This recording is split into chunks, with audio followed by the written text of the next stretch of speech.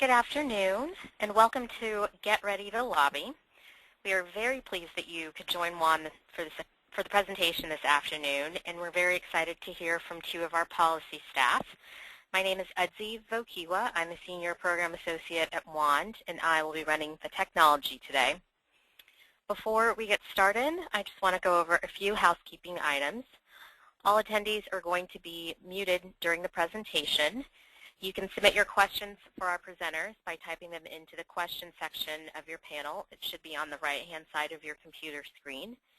After Kathy and Erika finish their presentations, I'll ask these questions out loud to them. Also, the presentation is going to be recorded and posted on our website, so if you want to review something again or miss a section, you can view the recording at any time. If you're having any technical difficulties, please contact GoToWebinar support directly. Their phone number is 1-800-263-6317. Now I'm going to turn it over to Kathy Robinson, WAN's Senior Public Policy Director.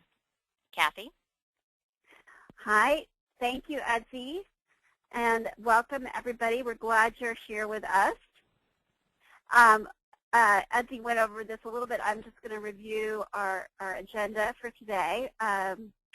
I'm going to review some sort of general lobbying tips, and I'll let you know what resources we have to help you in the process of setting up your meetings and having really effective meetings. We're going to go over some basic policy requests in sort of two priority and urgent issue areas where there's a lot going on. This is budget priorities and Pentagon and war spending, and then nuclear weapons policy, including spending and also Iran. And then we will have probably 20 to 30 minutes for your questions, and we will try to get through as many of those as possible. We are really excited to be doing this again. We tried in August of 2014. A number of people had meetings, and we did a little webinar ahead of time. So we have a website where we have information, and the address is up here, and we will send this information out in follow-up materials as well. We have some tips in there about how to schedule meetings, and we are also very happy to help you in that process. Sometimes we have information and ways to get through their automatic online forms and all of that. And if you need some help, please don't hesitate to call Edzi, who's our webinar master of ceremonies here. Her contact information is here. We would really like for you to let us know when you do have a meeting scheduled, who you're meeting with, and that will enable us to develop some very specific profiles about the particular member of Congress or the senator that you're meeting with. We also want to provide you on any particular updates on any kind of issues that have, votes. We're having a lot of votes this week that are likely relevant to some of the policy requests that you will be making. This is Edzi, a picture of Edzi and her contact information again, and she's somebody that you can call on to help you make meetings and help get connected with other DC staff, so she's happy to talk you through all of that process. And this is me. I'm also happy to talk to you particularly about any issue development, but in any way that I can help with your meeting process as well.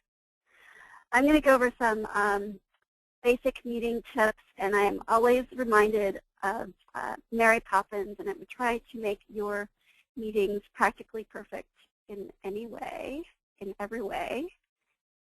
So we have some P's and Q's here. The first is to plan and be prepared. And again, we would love to provide you with some profiles of your members of Congress and information about the issues as they're developing. If you are going with others, which is always a great thing to do, go with other state legislators, you can go with other particular community leaders. But if you do that, I suggest that you meet ahead of time to kind of divide up how you're going to structure the meeting and who's going to say what kind of thing. The WAND staff, me and Erika, who you're going to hear from in a minute, and all of us are happy to help you after you've decided that you're going to have a meeting. You have a meeting set. If you want to just go over how the meeting could go, what are some of the points to emphasize, we're happy to schedule a call and talk to you about anything ahead of time. During the meeting, it's really important to be first punctual, and then also to quickly prioritize. So we recommend, of course, that you arrive on time, and that you ask how much time for the meeting and keep track of the time. I think often in the district offices, it's a little less. Like, you know, we have only 10 or 15 minutes with you.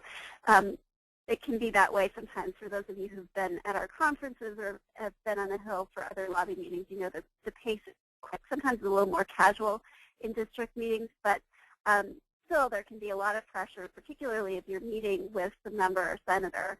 So it's good to like know what your parameters are. And even if you ask that and you know that, there's oftentimes that there are interruptions.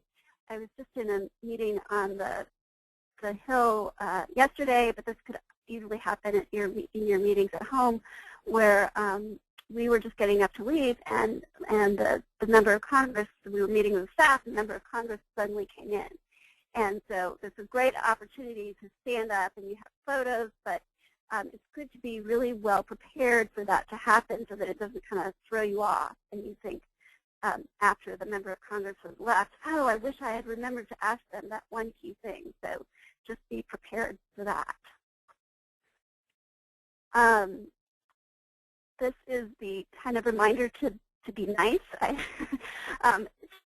You're really trying to cultivate a relationship. One of the things that we try to emphasize when we do our meetings on the lobby day portion of our biennial conference and other, that we're really trying to cultivate a long-term relationship with that particular person that you're meeting with, and also the overall congressional office. And you'll be surprised how useful it can be to have that kind of relationship with somebody in the congressional office when you need to get a message through quickly on something, and you're having, not sure that you'll be able to get through the normal channels. Having some relationships really helps. And you'll see people change over time, and often the senator that is just horrible on one particular issue ends up being a great ally on another. So we try to just really keep the relationship positive, even though we may not be agreeing on everything all the time. And we recommend specifically trying to start with a thank you. And sometimes the only thing you can find to thank somebody for is taking the time to meet with you. But usually, and this is one of the ways that the WAN staff is happy to help, we can usually find you something that a member of Congress or your senator has done that we're happy about, and we want to thank them. And just a reminder to try not to get into a quarrel with anybody that you're meeting with. By the same token, even though you don't want to get argumentative, you do want to be very specific and clear. Ask for the concrete things and things that the member or the senator can do, and ask them for a commitment. So, for example, rather than saying, we kind of think that the budget priorities are really not very good, and we'd like you to think about that. You could say something more specific, like, we think these budget priorities are incorrect, and we would like you to vote for, this is a recent example that's already happened, but we would like you to vote for the people's budget, which we think is a budget that reflects our values and perspective about the way that the budget should be divided. So ask them to vote on something specific, to co-sponsor a piece of legislation, to write a letter, to bring something up in a hearing, ask for something that's within their the course of the work that they do, what they can do as a legislator. Pay close attention. This is kind of just remembering to listen and do ask questions about their position, about what they're thinking on the issue, and then make sure you're actually listening to the answer. It's always helpful to remember that you're a constituent, and that's what I mean by being both political and personal, and to really phrase these issues and make it personal. Make sure they understand why it is that you care about federal budget priorities, how it impacts you, whether you're a state legislature or maybe a teacher, and know how the cuts to education are impacting your community. So, and really having that kind of personal story, and also making sure that you're connecting as a constituent. That is more important than your polished expertise and knowing everything. Sometimes, particularly women, they're like, we have to know everything, and that's not the point with these meetings. Ask who to connect with in DC, because oftentimes if you are meeting in the district office, the staff there don't typically handle the policy issues. They really, they're happy to learn more about them usually, and they're happy to convey the messages to the member of Congress if they're not in the meeting, but they also you probably get further with the issue if you know who the DC staff person is that handles that policy issue. And sometimes when you're setting up the meetings, you can ask if there's a policy person in DC that could participate by phone, or you can just ask, who's that person? Can I be in touch with them? When the defense authorization bill comes to the floor, who should I call? That kind of thing. We have some paper that we recommend that you take. We have things like the budget letter that I'll talk about in a little bit, items that we recommend that you leave behind, but we try not to overload anybody with paper because it's kind of counterproductive. It just ends up in the trash can. So after you've had a meeting, one really important step that's very helpful to us and can also be helpful to you is to take some of the notes that you made. We have some very simple forms that we'll give to you, and if you return those to the DC office, then we know sort of what happened in your meeting, what new commitments might have been made, what extra information would be helpful on a particular issue, and how we could help you to follow up with the members of the Senate with their office. We also recommend that you do a quick thank you note. Either you can do a handwritten thank you note, is very nice. You can also do that by email, and send any follow-up materials, and make sure that this is an opportunity to keep this relationship going.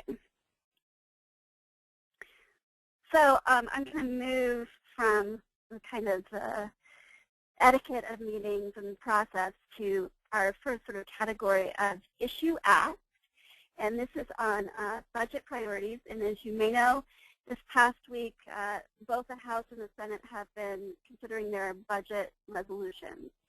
And our key ask in this issue area is really just Juan's mission statement, which is that, to shifting excessive Pentagon spending to other human and environmental needs. The new directions that we're seeking are towards peace and prosperity, away from wasteful spending at the Pentagon and wars.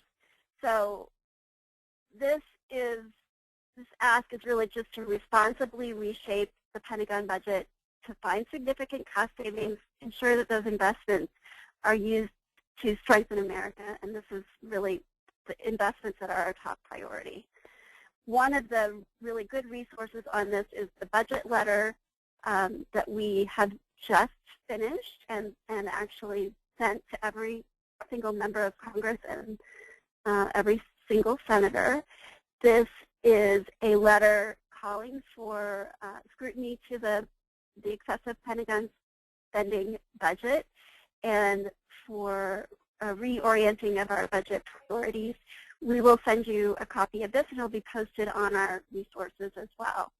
And it's signed by, I know some of you may have actually helped to collect signatures from this from state legislators all around the country, and I'm thinking that the number that has signed on this year is 274, but I know that Udzi will correct me if I got that wrong. Let's get back. So we know that the Pentagon budget eats up an enormous slice of the budget pie every year, and that actually leaves other investments starving.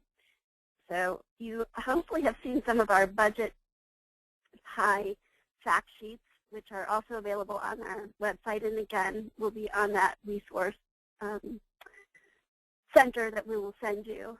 This is the discretionary budget pie for this year. And so you see that, guess which one is A, that's the Pentagon budget, and that includes everything the Department of Defense does, plus the war spending budget, plus nuclear weapons spending. And you see everything else, which is in our so-called non-defense discretionary budget, which is kind of a mouthful to say, really everything else that the government invests in annually. This is the part of the budget that Congress votes on every year, and that appropriation process is really just starting now. The budget resolution that they're voting on this week is significant, but it's really it's a non-binding resolution. It is setting a vision for what the budget should be. And now what's beginning is the actual budget process of actually doling out the dollars. Writing the checks is kind of the appropriation process, and that will be how we see this budget pie coming into play, this discretionary budget pie. And I love this graphic so much. It was done by Susan Cundiff at Oregon WAND, one of our great chapter leaders and also a board member for us. This is kind of a great illustration of what it means to spend too much on weapons rather than on other investments.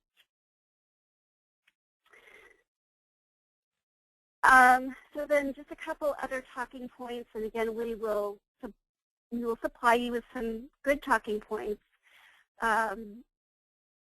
One of the key things that we like to emphasize particularly is in Republican offices, and really every office, because we should have a Pentagon budget, military budget that is sustainable.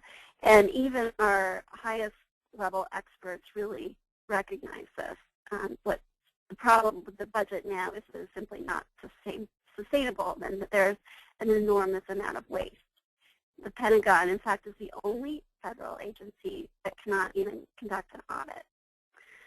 The other point that we really emphasize at WAND is that more jobs are created by investments in other sectors, and we have studies that show this. So for every federal dollar that you spend on education or the environment, you get a much better return on investment in terms of job creation than you do on dollars spent in the military sector. So I like to say that budget time is dessert time for the Pentagon. Not only do they get the biggest slice of pie, they get to have their cake and eat it too. And that comes when they get their money for the so-called Overseas Contingency Operations Fund. We call it the War Spending Slush Fund, or even just the War Slush Fund. One of our key asks this time around is to support congressional efforts to, I think I missed a word in there, to cut spending and requires, yes, I definitely did. So to cut spending and require scrutiny of the Pentagon budget. Sorry, I'm having a little technical difficulty here.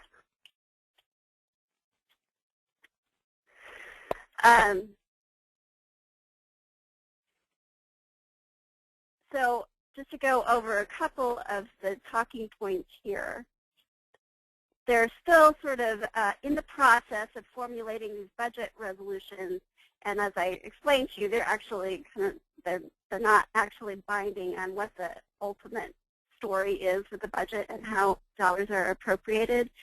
But the administration had come in with a overseas contingency operations request that was $51 billion. And then they had also recommended spending over agreed to budget caps of about $38 billion. And the Republicans on both the House and the Senate really didn't like that approach. They thought that the Pentagon spending should come within budget caps, but they also thought that the Pentagon needed more money. And so one of the ways that they thought that they could do that was by giving more money to the Overseas Contingency Operations Fund, and it's now looking like it's something of order of $90 billion that they have recommended for this fund. And that is, of course, on top of the Pentagon budget, the Department of Defense budget, plus nuclear weapons spending, which is over $500 billion. And if you just look at that $90 billion, that makes the Overseas Contingency Operations War Slush Fund more money than any other agency gets in a year, except for, of course, the Department of Defense. So this makes the Pentagon number one, and then its own private slush fund number two in terms of the amount of money being spent. And even Republicans really have been referring to this slush fund as a gimmick to avoid the agreed-to budget caps and pad the Pentagon budget. So I'll also note that we are reducing troops in Afghanistan, and even adding in expenses for ISIS for the war in Iraq and Syria. This budget, if we were just spending on those things, it would still be much less than it is. The reason why it is so high is that we're adding in things that would otherwise be in the Department of Defense so-called base budget, not part of the war spending effort. There's also a real concern that this is a way to create a perpetual sort of war-making fund. It just makes it easier to go to continue to have this sort of endless war. There's very, very little transparency in how the money within this fund is spent, and it really is a point to make, to emphasize both with Republicans and Democrats, that Congress needs to step up its scrutiny and play its oversight role when it comes to this. So I think this is just the same talking points broken down a little bit. I am now going to turn things over to Erika. Erika Fight is our Nuclear Weapons Policy Officer, and she's going to talk to you about Iran and other nuclear weapons policy and spending issues. Thank you so much, Kathy, and thank you all for tuning in this afternoon. I look forward to presenting this information to you. I am going to cover our nuclear weapons policy asks at the moment for the next 2 weeks, if not a little bit longer. And I'm going to first talk about the Iran nuclear agreement and what's happening with that and what our talking points are and what our asks are for that. And then I'll cover the nuclear weapons budget issue area and kind of what we want our members of Congress to do on that. And then hopefully we'll have a good amount of time for questions and answers at the end. So we are lobbying for diplomacy. We want our members of Congress to support diplomacy with Iran and the nuclear negotiations that are going on between Iran and the P5+1. The P5+1, of course, is the permanent 5 members of the UN Security Council: the United States, the United Kingdom, Russia, China, France, as well as Germany, who is an important NATO ally and important player in the European Union. just an overview of what has happened since the negotiations began in public in November 2013. There was a framework agreement that all sides came to, and that clock started on that agreement in January of 2014. There have been a couple of extensions so that the parties could bridge gaps to come to a final agreement. And right now they are in Lausanne, Switzerland, trying to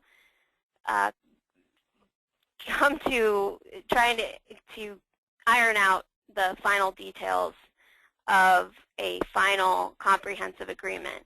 There's been significant progress over the past year and a half, and it's actually pretty remarkable that the international coalition has stayed together, that Iran has complied with its terms of the interim agreement, which includes freezing its nuclear program, rolling back some sensitive technical elements of its program, and also allowing for unprecedented inspections by international inspectors. And in return, the United States and the rest of the P5+1 has provided some limited sanctions relief. But of course, sanctions relief will not come to Iran until a final agreement has been agreed to, and even at that time, it'll happen over time. So I basically just covered what the Joint Plan of Action entailed. I'm going to kind of highlight the final bullet point just for emphasis purposes. Iran's program is locked in a box with a camera on it, and that is much better than we could have hoped for a year and a half ago. So what's Congress's role in all of this? Eventually, when a deal is agreed to and a certain amount of time has passed and we see that Iran has been complying with its terms of a nuclear deal, Congress will need to pass legislation that will allow sanctions to be lifted. But until that time, the President has wavered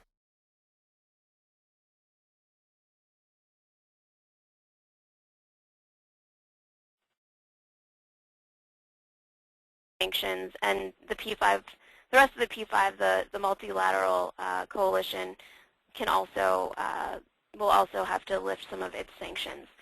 And I'm going to talk about this a little bit more in detail later, but any congressional intervention at this time that is not about lifting sanctions is going to be unhelpful in coming to a final agreement and making sure that the implementation of a final deal is successful. So I want to leave you with two talking points that you can bring to your members of Congress. The first is that diplomacy is really the only way to prevent a military escalation. Iran and the international community aren't negotiating because they want to be friends. They're negotiating because it's in their interest to do so. Iran believes that it needs sanctions relief, and it of course, I would imagine, wants to avoid the potential for military conflict, and so does the other side. And if we didn't have diplomacy, Iran's nuclear program would continue to grow. It would be unfrozen. It would be unmonitored, and it would be farther along than it is now. Our executive director recently wrote a post about the agreement in the Huffington Post and essentially asks Congress not to follow the Iraq playbook and insists that Congress be allies in this diplomatic effort rather than undermining it. So that leads us well into the next point, which is that congressional meddling could lead to the end of diplomacy. And if Congress passes new legislation that leads to the end of negotiations, it will be held responsible for the failure of diplomacy, and it's important to ask your members of Congress if they're prepared for what happens next.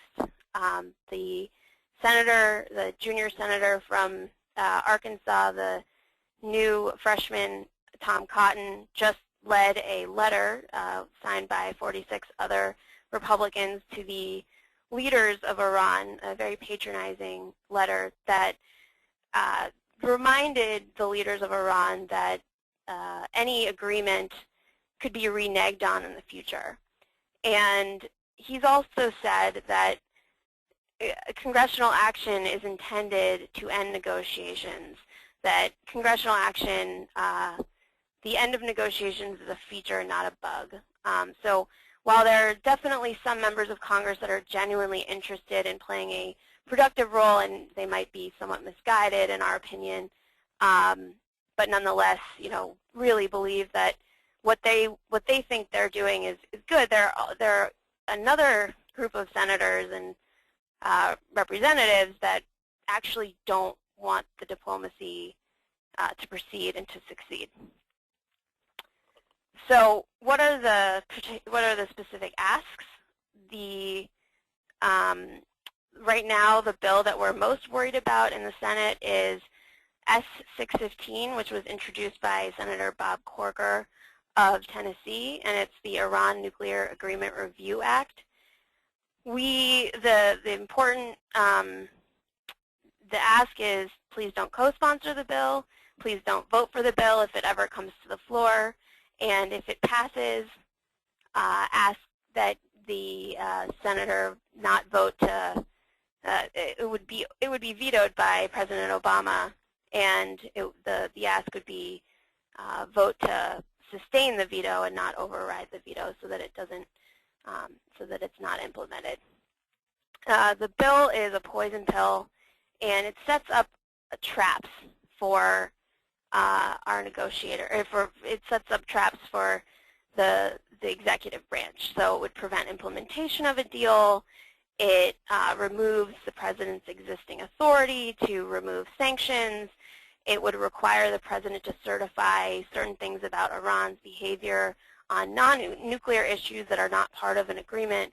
And if the president can't make those certifications, it would set up another vote on an up or down, an up or down vote on an agreement, on any final agreement. So given the Cotton 47 letter, what I've already told you about how some members of Congress feel, I think it's realistic to expect that any up or down vote might fail on, or might pass actually on partisan lines. The next ask is to please oppose new sanctions. While we haven't seen as much talk about that, given Democrats wanting to wait until the negotiations have had a chance to either basically fail or succeed, if Congress comes back and we have a scenario where they haven't come to an agreement, it's very possible that the Senate would want to vote on new sanctions. Well, new sanctions would just be prejudging any final deal, which really is the real final deadline that was written into the last extension is the end of June. And our U.S. ambassador to the United Nations said it well when she said that if we pull the trigger on new nuclear-related sanctions, we will go from isolating to Iran to potentially isolating ourselves. And we don't want to be responsible for it. We, the United States, don't want to be responsible for the failure of diplomacy.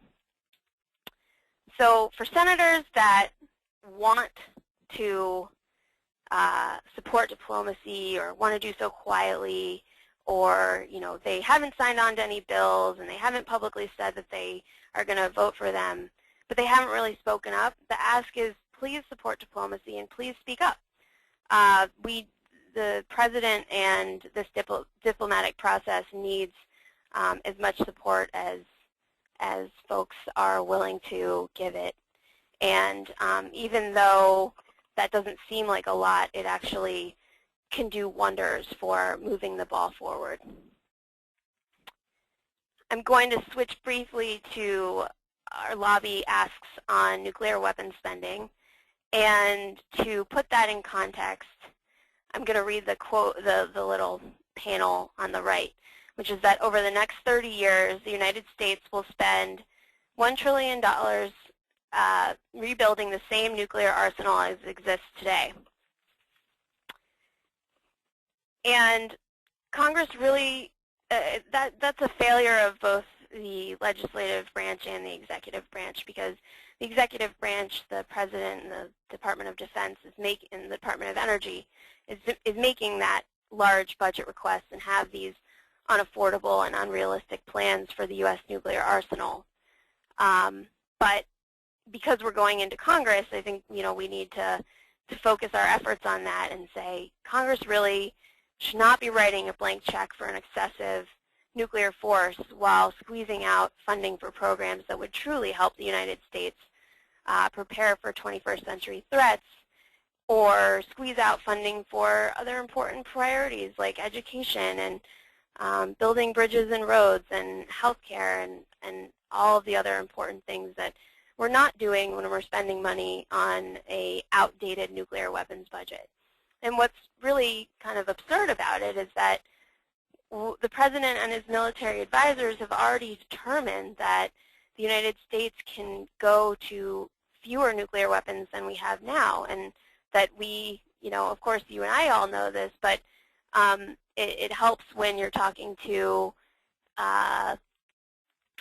more conservative members of Congress to say that the military has determined that we have more nuclear weapons than are needed for our national security, and that it's time to take a new direction, the name of our organization.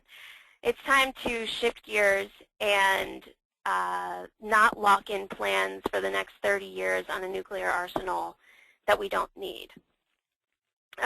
So a couple more talking points. 25 years after the end of the Cold War, we shouldn't replace nuclear weapon systems just because we had them before. And the big spending is going to happen in the mid-2020s. And lately, this kind of new jarring statistic came to light, which is that we may actually spend 10% of the Department of Defense budget on nuclear weapons during that time period. That's something that the head of Stratcom, Admiral Haney, said recently at a hearing. And officials have been saying this for a long time, but one of the most recent statements was made by Department of Defense Undersecretary for Acquisitions, Frank Kendall, and he said that basically in the mid-2020s, we're going to start to have a problem finding ways to afford these systems. And I think you and I can agree that it'll happen even before the mid-2020s. We need to start thinking about the affordability issues now. So Senator Markey from Massachusetts and Congressman Blumenauer from Oregon have reintroduced the Smarter Approach to Nuclear Expenditures Act, the SANE Act, and it does start to change the way that we think about our planning for the nuclear arsenal by scaling back programs like the spending that we'll do on the nuclear submarines, the new bombers and the new cruise missile, and all of the other weapons that are part of the nuclear arsenal. And in Congressman Blumenauer's press release, WAN's executive director, Susan Scher, is quoted as saying the SANE Act is exactly what our nation needs as we grapple with how to invest in our future responsibly.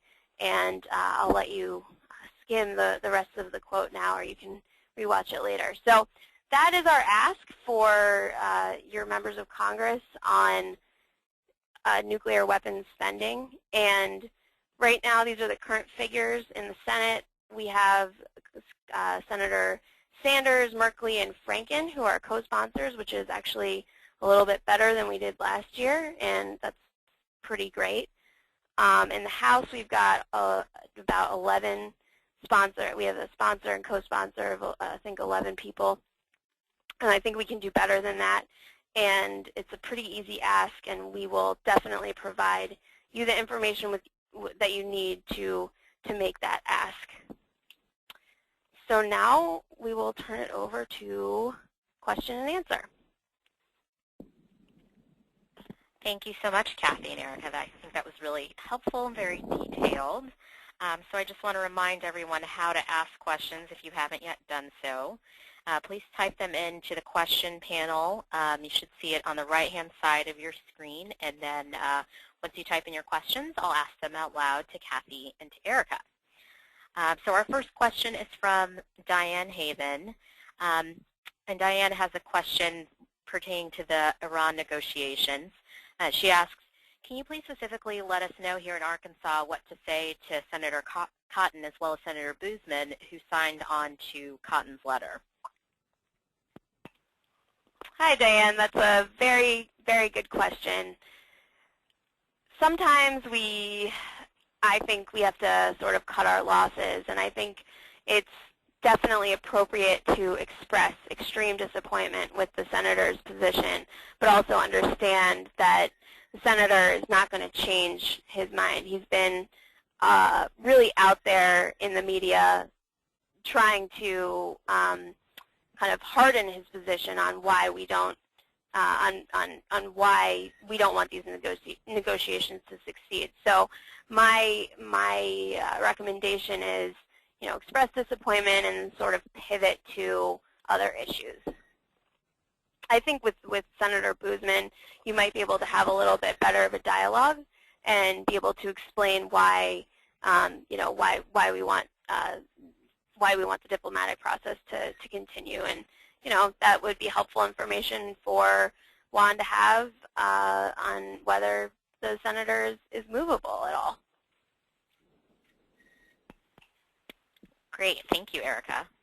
Our next question is from John Cable. John asks, what's more effective in terms of getting to talk to a senator and to a House member? Should we try to talk to them in their D.C. office or try to reach them or their chief staffer in their district office?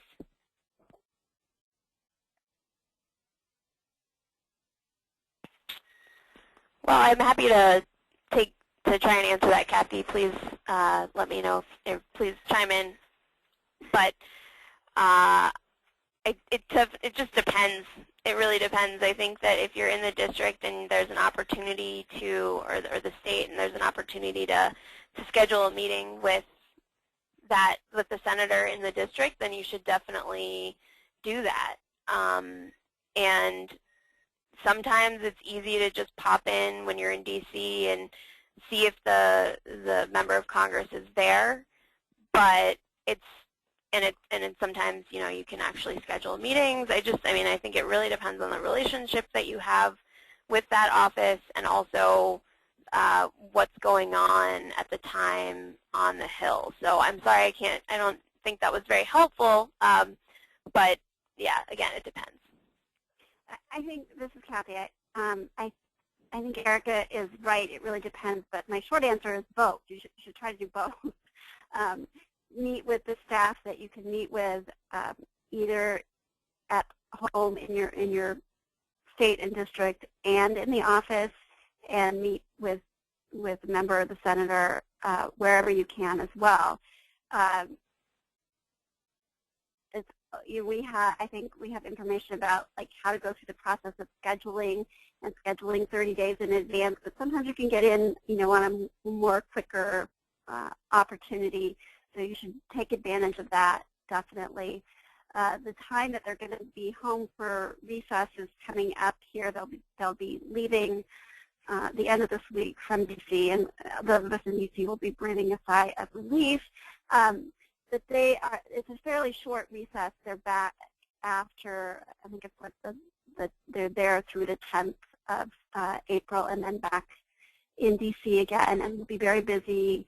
But there are other breaks around Memorial Day, and then in the summer a longer break. So you can work on trying to find the recess time when they're home, but you might also end up having to meet with staff in the district office, and I think that's fine. Just try to find a way to connect, again, back to the policy staff in D.C. And if you are planning a trip to Washington, we would love to be able to work with you ahead of time to help you schedule a meeting if that's something that you want to do with your time here. Thank you both.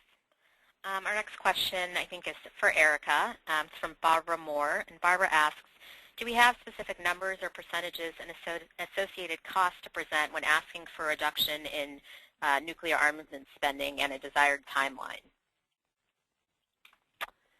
We do. We have a lot of numbers that we can provide you. The big number to focus on is $1 trillion over 30 years and kind of roll back from there. The SANE Act would reduce spending by billions of dollars over 10 years, and it would, because of the particular way that it cuts or limits the nuclear force, it would actually save more money over time. But it's harder to calculate that out. And if there are specific weapons programs that need to be highlighted for a member of Congress, we also have that. So, for example, a weapon system that is really a Cold War relic that shouldn't be rebuilt because it's redundant and just has there's really no mission for it anymore is the new air-launched cruise missile, which is obviously a nuclear weapon that can be launched at a distance from the air. And some studies show that you would save about $7 billion over 10 years by not rebuilding that cruise missile. And I believe that the total cost for both the missile and the warhead is between $15 and $20 billion. But in whatever material, in the material that's going to be on our website, we will have more specific numbers and timelines. And of course, if you want to follow up with me directly, I'm happy to provide more information. Thank you, Erika. So I think we've talked a lot about sort of the persuasion aspect of meeting with members of Congress. So for the fortunate few of us who are lucky enough to have members who generally agree with our perspective, is it still worthwhile to take the time to meet with those members and talk about these issues? Yes, it definitely is worth the time, and these are the people that can take real leadership for us. And so it's not only important to meet with them, but it's important to meet with them and not just have a chat about all the things that you agree with them on, but really try to think of some very specific things to ask them to do. And I will say that it's I think really great that Senator Markey is being joined by Senators Merkley and Franken, and I hope to think that might have something to do with the fact that we asked them, and we know we have wanted will members in Minnesota and in Oregon that help to kind of ask them and push that. And of course, we do have Massachusetts WAN members too, and are very strongly supportive of Senator Markey. The other thing that I would point out is that nobody's always good all of the time, just like nobody's bad all of the time. And for example, Senator Markey is definitely our guy. He's our champion on nuclear nonproliferation issues, on trying to cut the nuclear weapons budget. He's been a little not certain about some things related to Iran. And it's really good that we have such a strong relationship with him. He's been very willing to talk to us about Iran. And those have been, I think, really good and persuasive meetings. Senator Cotton, who has been, gone from bad to very bad on most issues, I think is somebody who also really has played a role and has a big interest in women's rights in Afghanistan. And so he may be somebody that we approach really to help support us, help support some of our women, peace, and security agenda and women in Afghanistan. So our kind of rule is that we have no permanent friends and no permanent enemies on the Hill. And what really matters is cultivating that, that relationship over time. And so please meet with all the great members too. Thank you. Next question. Is the best way to reach policy staff by contacting members' DC offices? And should we try to reach out to them by phone or by email? What's the best way to reach those staffers? Well, I think the best way to reach policy staff in a member's office is by email. I actually used to work on Capitol Hill, and sometimes a cold call would work, but often I wanted to sort of know what the person was calling me about or wanted to speak to me about before I took the call. And often, sometimes you're not actually reaching the right person. So I do think email is the best way to go about it, and if they don't respond to the email, then a call is definitely appropriate.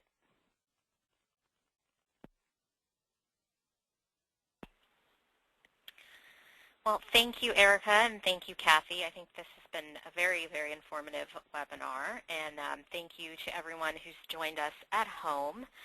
Again, the upcoming congressional recess starts next week, March 30th, and ends April 10th.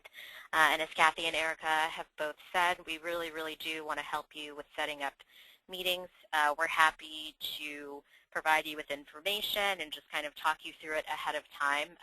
That's what we come to work every day to do. And we appreciate your willingness to have these meetings and, of course, want to help you be as prepared as possible. So we also want to hear your feedback about how this webinar went today and ask that you fill out the feedback survey, which will show up on your screen in just a moment. And we'll also be sending you an email with materials and information that Kathy and Erika mentioned in this webinar. So thank you again for joining us this afternoon, and we hope you'll join us next time.